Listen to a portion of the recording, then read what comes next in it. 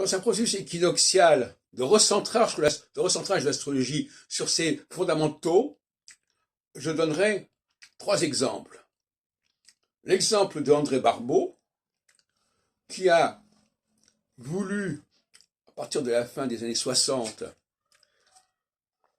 conférer à l'astrologie sa spécificité, y compris par rapport à l'astronomie. Parce que Barbeau a une façon de traiter l'astronomie qui lui est propre. Quand il dit, comme par exemple la notion de conjonction planétaire, c'est une notion qui, astronomiquement, ne fait pas beaucoup de sens, en dehors éventuellement des conjonctions Soleil-Lune. Le fait qu'il n'ait pas voulu non plus s'intéresser, dans son ouvrage notamment, Les astres et l'histoire, au nom des planètes, puisqu'il étudie les planètes d'un point de vue quantitatif et non pas qualitatif.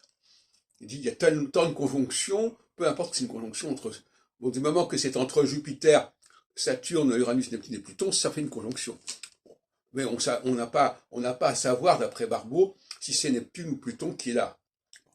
Bon, donc ça, c'est une volonté de différenciation de l'astrologie, de démarquage de l'astrologie par rapport à l'astronomie.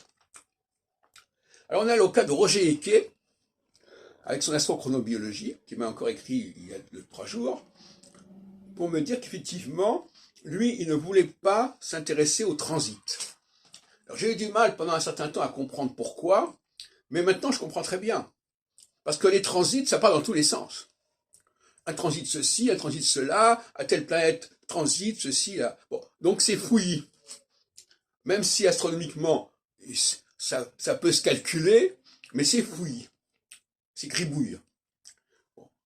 Alors lui, il dit plutôt, prenons le thème natal, essayons de comprendre sa structure, et faisons ce qu'on appelle des directions, c'est-à-dire faisons bouger le processus, mais en respectant la cohérence générale du thème natal.